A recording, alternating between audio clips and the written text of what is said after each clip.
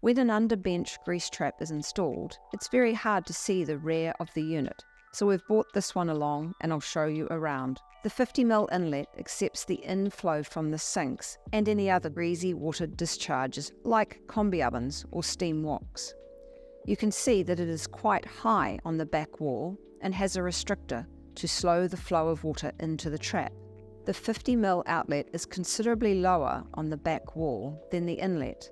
This is important because we want the treated water in the trap to be able to flow out to the wastewater network as efficiently as possible. This compartment houses the pump for the pump out function, and there are 2 solenoids which fire the hot water jets.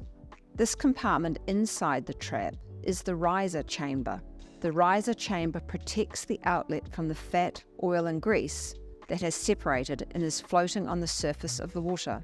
Water that drains from the unit is picked up from an area low in the trap where there is no fat, oil or grease.